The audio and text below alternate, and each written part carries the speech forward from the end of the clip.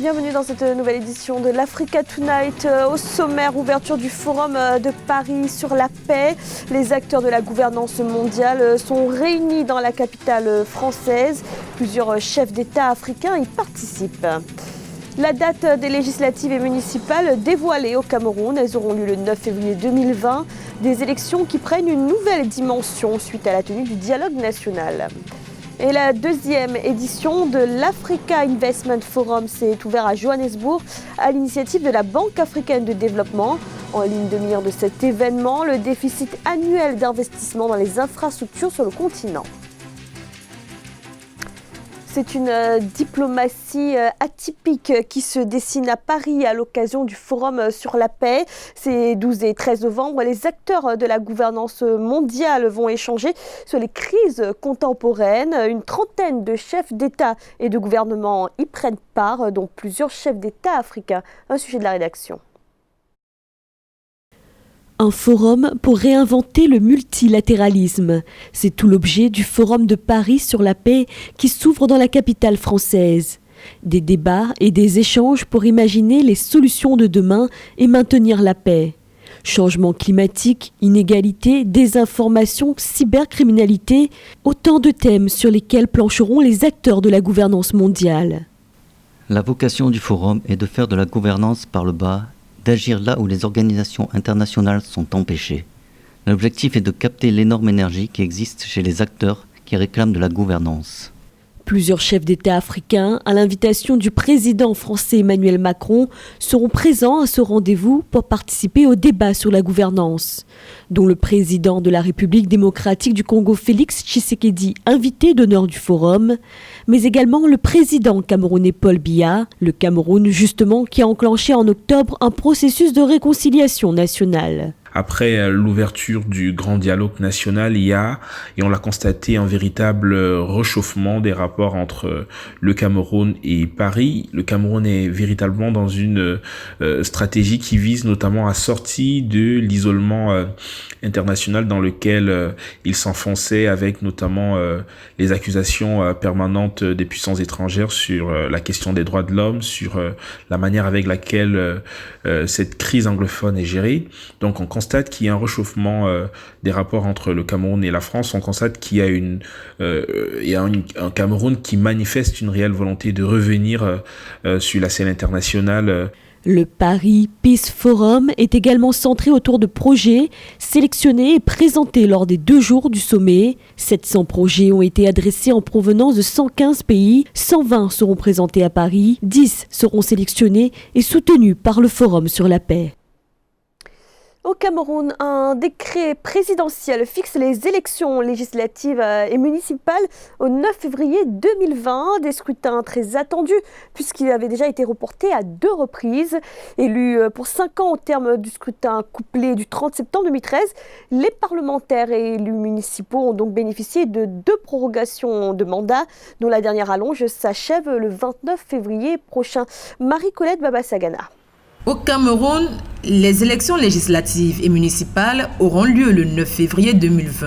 L'annonce a été faite dans un décret présidentiel rendu public ce 10 novembre 2019 par le chef de l'État, Paul Biya. Les Camerounais sont ainsi appelés aux urnes pour élire les 180 députés à l'Assemblée nationale et les conseillers municipaux des 360 communes du pays. Des élections couplées qui s'annoncent très décisives avec la crise sociopolitique qui sévit dans le pays depuis 2016. Il faut dire que nous avons pris acte, n'est-ce pas, de la convocation du corps électoral et comme nous l'avons toujours dit, la politique de la chaise vide n'aide pas le pays. Il est évident et clair que nous aurions souhaité que l'élection soit convoquée lorsque le climat sociopolitique est beaucoup plus apaisé. En l'occurrence, vous savez que le Cameroun traverse une grave crise dans le nord-ouest et le sud-ouest depuis quelques années. Donc on aurait souhaité que les recommandations du grand dialogue soient tout au moins implémentées avant la tenue des élections pour que chacun puisse voter dans sa localité et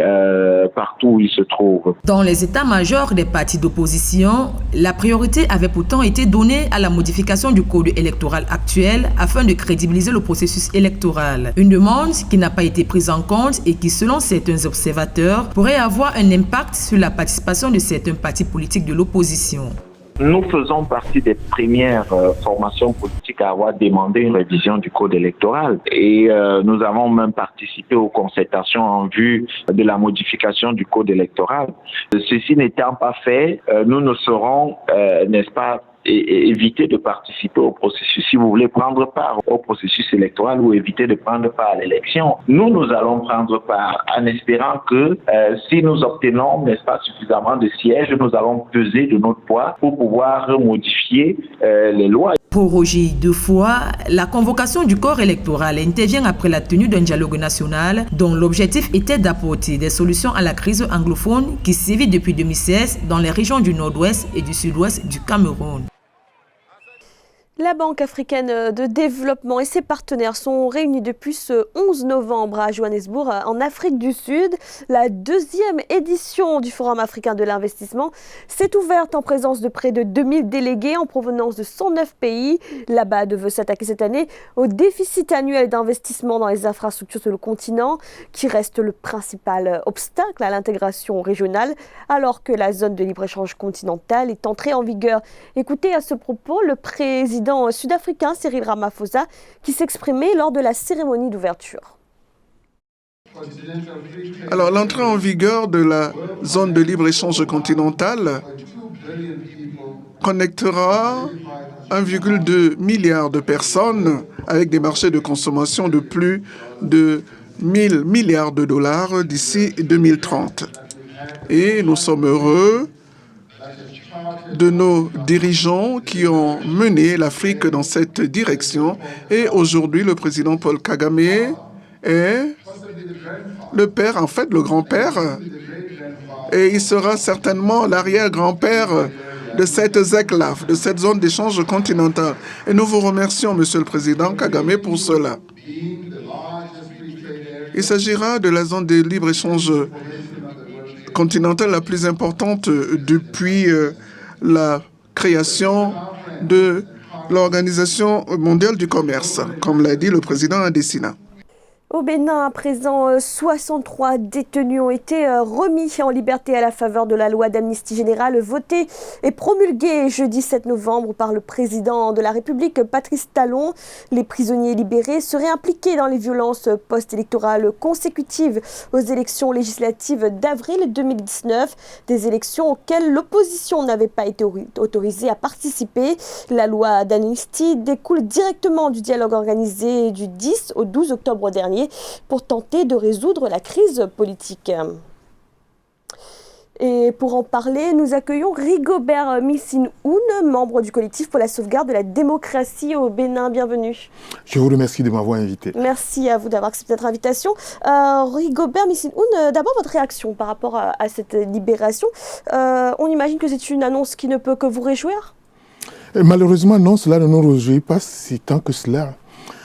Cette loi d'amnistie est une énième ruse de Patrice Talon pour essayer de couvrir les nombreux crimes de sang commis par son armée et sa police. En quoi est-ce une ruse ? Mais c'est une ruse tout simplement parce que lorsque de tels événements se produisent, il faut une commission d'enquête pour faire toute la lumière sur ce qui s'est produit. Des citoyens qui n'ont même pas participé à ces manifestations-là ont été massacrés. Des jeunes ont été arrêtés pour attroupement non armé de plus de 3 personnes. Et dans ces conditions, il n'y a pas moyen donc de se réjouir. Alors qu'est-ce qu'il aurait fallu ? Il aurait fallu d'abord un procès, une enquête ? D'abord une enquête pour situer donc la stabilité. Et Patrice Talon est su donc que si une enquête impartiale était faite, on allait très rapidement se rendre compte que le vrai donneur d'ordre, c'est Patrice Talon lui-même. Patrice Talon, donc, qui passe son temps à violer notre Constitution, qui modifie la Constitution à sa guise, avec la complicité donc, de ses amis. Alors, le président Patrice Talon, tout de même, il s'est exprimé récemment. Il a donné une interview à une chaîne de télévision. Il a notamment déclaré qu'il était favorable à un retour de l'ancien président Boni Yayi dans le pays, notamment à la vue de cette loi d'amnistie qui lui permettrait de rentrer sans être inquiété. Il s'agit quand même d'un geste d'apaisement? Non. Patrice Talon, nous commençons maintenant donc à bien le connaître. Patrice Talon est un président qui n'a pas de parole. Il n'a jamais respecté les paroles qu'il donne. Il a beau parler de dialogue, on se rend bien compte donc que c'est un monologue qu'il organise donc avec ses propres amis, qu'il a choisi. Dans ces conditions-là, personne n'a intérêt à le croire. Alors, le président Patrice Talon a promulgué ce 7 novembre la loi portant révision de la Constitution. Et contrairement au tripatouillage de la Constitution par certains dirigeants, comme on a pu le voir dans d'autres pays, la limite du nombre de mandats est réaffirmée, du nombre de mandats à 2. Et en plus, il est précisé qu'un président ne peut effectuer que 2 mandats dans sa vie. Un véritable verrouillage. Donc, on est quand même très loin d'une dérive autoritaire et d'un président qui voudrait se maintenir au pouvoir coûte que coûte, comme l'affirme l'opposition. C'est en cela qu'on voit donc les ruses de Patrice Talon et son cynisme absolu. Je vais vous faire remarquer donc que dans la modification de la Constitution, Patrice Talon fait mettre en place une vice-présidence. Ce vice-président ne sera pas élu, il sera désigné donc par le président. En réalité, Patrice Talon est en train de nous préparer le coup d'un homme lige qui sera vice-président, et le jour où il sera empêché, pour une raison ou une autre raison, tout simplement, ce monsieur donc pourra donc prendre sa place et le protéger contre justement donc les crimes qu'il a commis et qu'il commet aujourd'hui. Donc de ce point de vue-là, Patrice Talon, excusez-moi le terme, mais c'est terrible ce qu'il fait dans notre pays. Alors, on l'a bien compris, vos griefs sont nombreux. Oui. Il est prévu l'organisation de ce que l'opposition de la diaspora béninoise, notamment, appelle les Assises de Paris. Qu'est-ce qui sera débattu à ces assises? De quoi sera-t-il question? D'abord, il faut bien rappeler donc que ces assises donc, de Paris sont organisées par les partis politiques de l'opposition, par la société civile et par les organisations de l'opposition dans la diaspora. L'objectif est triple. Il s'agit d'abord, de lancer un grand appel au rassemblement et à l'union de l'ensemble de l'opposition. 2, il s'agit justement donc de montrer à notre peuple que nous avons foi donc dans sa victoire finale et que nous ne baisserons pas les bras. Il s'agit également donc d'appeler la résistance et de renforcer dans la résistance sur le sol national. Aujourd'hui, nombre de nos compatriotes continuent de dénoncer les crimes de Patrice Talon et beaucoup d'entre eux sont traqués, contraints à la clandestinité, mais continuent donc quand même le combat aux côtés de notre peuple. Voilà un peu les objectifs donc de ces assises donc de Paris.